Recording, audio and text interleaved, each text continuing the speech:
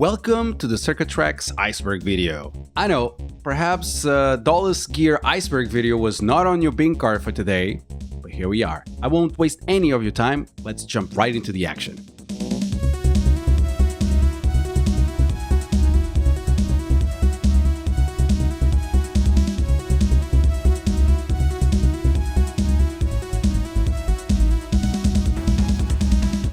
Level 1. The tip of the iceberg. Level 1 is for absolute beginners. If you're new to music production or just want to know more about the Circuit Tracks, this is where you'll find the most straightforward facts about this device. What is the Novation Circuit Tracks? The Novation Circuit Tracks is a groove box released by Novation in 2021, designed for music production and live performance. It has an internal sequencer, 2 internal polyphonic synth tracks, and 4 drum tracks. It also has 2 MIDI tracks to sequence and control external gear. The device also has 2 separate audio inputs, where you can route the audio from external devices. It has an internal battery, and it's very portable. Because of this, it's a great starter device for anyone who wants to make music, and I should know, because it was my first device as well. Basic workflow. The CT has a loop-based workflow. Musicians create loops, called patterns, for the different music elements, which are segmented by tracks. It's similar to Ableton Live's session mode, in case you've seen it before. The Components software. The Components software is the companion app for the Novation Circuit Tracks. It allows to manage content packs, create and manage synth patches, upload samples, create MIDI templates for external gear, and update the circuit's firmware. You can use it with a browser or install it for Windows and Mac.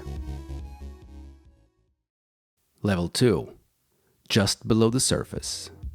We're now just below the surface. Here you'll find concepts and features that producers will first learn and use when they first get this device. Mass storage mode screws components connection.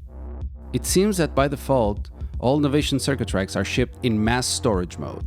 This can cause problems when trying to connect to a computer to use components. It did for me. If you come across this problem, you can disable the mass storage mode by accessing the advanced setup view and disabling the Easy Start Tool feature. Chaining patterns. You are not limited to having just one pattern playing per track. If you want, you can chain patterns by holding one pattern and then tapping another pattern on the same track on the pattern page. Unfortunately, it's not possible to mix and match the patterns. They need to be adjacent to each other and will always follow a up-down direction. MIDI sequencing external gear.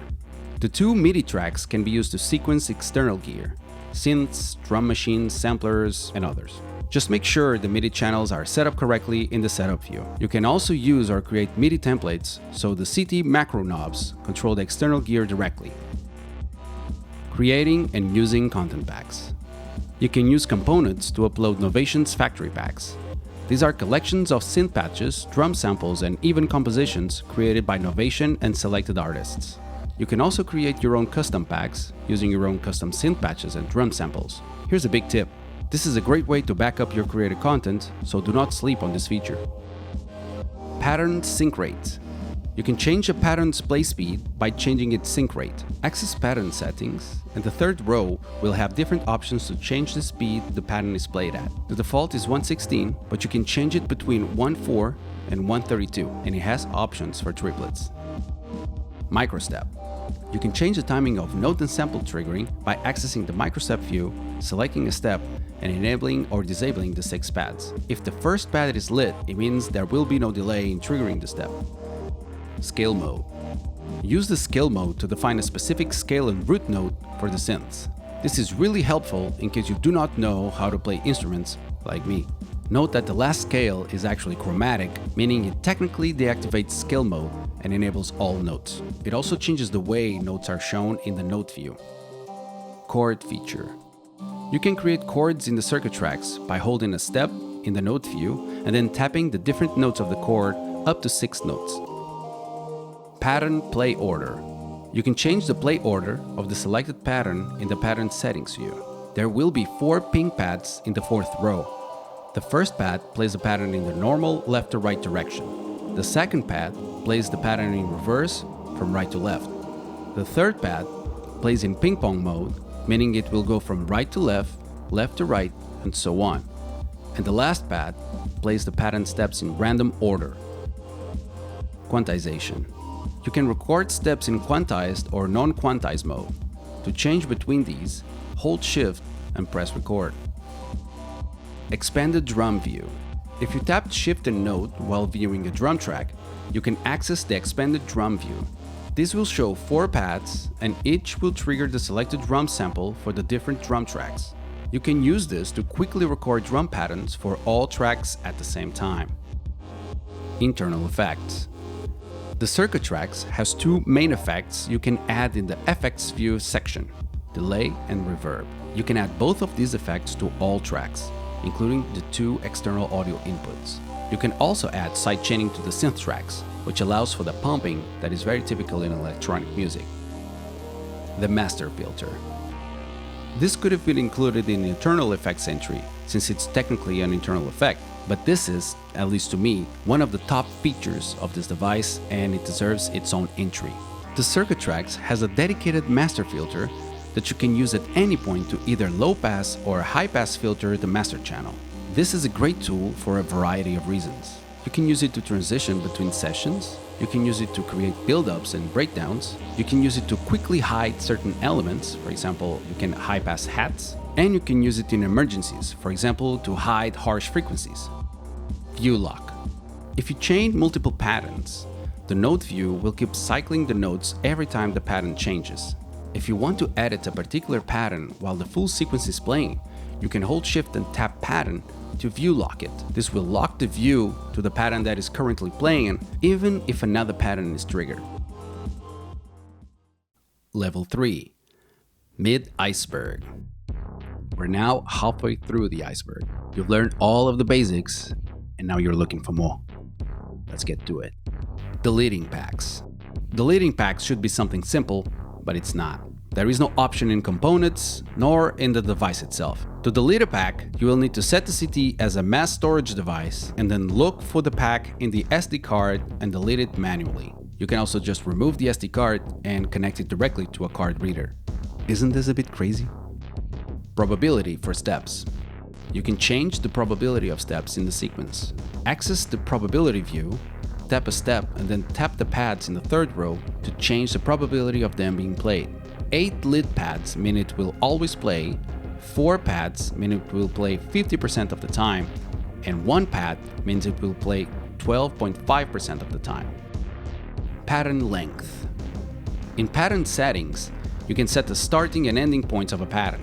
You can use this to create polymeters, for example. To do this, access pattern settings and either tap a step to set the ending point or hold Shift while tapping to set the starting point. Recording automation. You can record parameter tweaks in your synth and drum tracks by activating record mode and turning the desired knobs. Please note that you need to deactivate record mode as soon as you're done, so your changes are not overwritten when the pattern loops. You can also hold record and do your changes. Scenes. Scenes are sort of snapshots of specific circuit track pattern selections. To create a scene, do your pattern selection and access the mix page. Hold Shift and tap one of the pads in the 3rd and 4th row. This will save the current selection as a scene. You can use this as a song mode, for example. You can chain these together just like you can with patterns. If you save the session with the scene chain selected, it will even save that chain and play it whenever the session is triggered. You can also save the mute state by using the pad in the 2nd row of the screen. Depending on the lit or unlit state, it will either ignore or save the current mute states of the different tracks. Tide or drone notes. If you want to create drone notes for long ambient pads, access Gate View, select a step, and tap the last pad of the 3rd row. This will enable tie forward, which will link the notes. Ratchets. You can create ratchets in the microstep view. Select a step and fill the different pads in the 3rd row to make the note repeat within the same step. This is great for drum patterns. Create patterns longer than 16 or 32 steps. A pattern, by default, is 16 steps long in the circuit tracks. We can make it 32 steps by tapping the 16-32 button. But what if we want to make it longer? You can either chain patterns together, or you can change the play sync rate to make it slower. This is especially useful for long chords because they do not need a high step resolution. Custom samples. The samples in the circuit tracks do not need to be limited to drum samples. The device has 220 seconds of sample time, which means you can add longer samples to be used in your compositions. For example, you can add vocal chops, synth chords, and other types of sounds. Use this with a lot of reverb to create ambience and add textures to your songs. The Mutate button. The circuit tracks has a Mutate feature which randomizes the step placement in the pattern. It does not change the actual notes, just their positions. You can use this feature in the note view and also velocity, gate, and pattern settings views. Multi-drum samples in patterns. You're not limited to just one sample per drum track. You can hold any drum sample in the note view and then tap a step to add it to the pattern. You can also record these in real time if you activate record mode. The setup page. The circuit tracks has a setup page where you can adjust several settings. For example, you can select the MIDI channel for the different tracks. You can change settings for other MIDI features such as transmission and receipt.program changes, clock, and others. You can adjust pad brightness, and you can enable or disable sticky shift by pressing shift here. Level 4. Deep waters. We are now in the depths of the iceberg, dwelling into more advanced ideas and clever tricks on how to use the circuit tracks. Custom knobs. Some users have customized their circuit tracks with custom knobs, giving it a more premium feel. Melodical samples. You can expand the idea of using non-drum custom samples by adding melodic samples. Just add all the octave notes for a specific instrument as custom samples. You can then trigger these samples like they were another melodic instrument track. For example, load up synth notes and use one of the drum tracks to have a bass line, while synth 1 and 2 handle chords and lead synth. Chord Banks.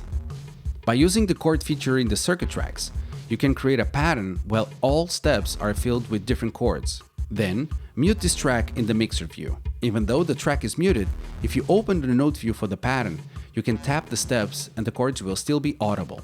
This means that you can have your arrangement playing and play all these chords live. You can take this further by activating view lock in the pattern view, selecting a different pattern or a group of patterns in the muted track, and then pressing record. By doing this, you will be able to record the chords to different patterns. This trick was based on the Disc DJ Store's tutorial on the matter, which you can find in the description of this video.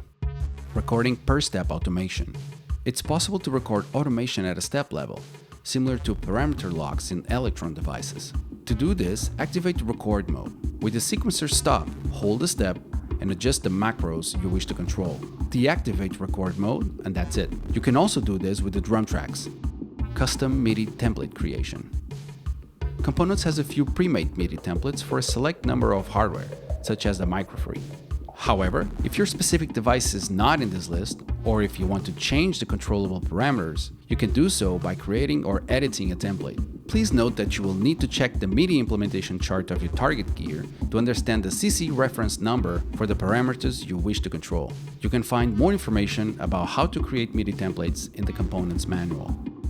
Dynamic duo with circuit rhythm. The circuit tracks works really well with its brother, the circuit rhythm. For example, whenever you change sessions in one, the other one will follow. They also complement each other's feature gaps really well. If you need more drums, or if you want to sample, use other types of instruments, or just want end-of-chain effects like beat repeat, vinyl textures, or crushers, the circuit rhythm is a good choice. Expert shift key tricks. Here are some of my favorite shift combos. If you hold shift and tap a pattern, the circuit tracks will instantly start playing the selected pattern instead of waiting until it reaches the end. If you hold shift and select the synth preset, the patch will change without the usual sound preview. In note view, if you use shift and up or down, the whole pattern will be raised or dropped an octave. If you have more, please list them in the comments. Advanced setup view. The circuit tracks has another setup view that you can only access by powering on the device while holding shift. In this screen, you can deactivate the master compressor, Enable or disable the save lock feature, which can disable saving of changes in your sessions. This is really useful for live performances. Enable turning the MIDI through port into a second MIDI out port, and this is really useful if the external gear you have does not have a through port. Check the manual for other options in the screen. Level 5. The Abyss. As we venture into the unknown, we stray farther and farther away from the established uses and intentions of the circuit tracks. You're on your own now, and you will need to research these topics further. Control hidden parameters with MIDI controllers. It's possible to control the circuit track's parameters using external MIDI controllers. For example, you can do live synth sound design with just the circuit tracks instead of having to use components. You can even control effects parameters such as delay feedback, reverb decay, and many others, and this is something that you can even do with components. However, you'll need to find and configure the necessary CC values in your MIDI controller. Live synth sound design. Untested. A way to have live sound design is to load up a one-shot of a basic waveform, such as a saw, square, sine, and others. Then, you can use the pitch features to add a melody, use the distortion to add warmth, and use the filters to do some rudimentary subtractive synthesis. You'll probably need to change the playback speed to make this work properly. I can see the idea behind this, but I haven't tested this myself. I see this working with rhythm, but I have my doubts of how effective it can be for the tracks. If you do try it, let us know how it goes. The Ableton Push Lite. You can set up Ableton Live and circuit tracks in a way to simulate the theoretical push Lite. The circuit tracks has 5 different MIDI channels, which means you can control 5 different tracks in Ableton Live. Patterns would be created in the circuit tracks itself, and knobs would be assigned to soft synth parameters or other parameters within Ableton Live. I find this very interesting and I want to expand on this topic, so expect another video fully focused on this. Alright, we've reached the end of this iceberg. I know. It's a little bit weird to create an iceberg video around some Dallas gear, but I decided to give it a go. Hopefully, this has been helpful and entertaining for you. If it was, or if you have some kind of feedback for me, drop a comment below. And maybe subscribe if you want more of these. See you next time, and until then, just keep jamming.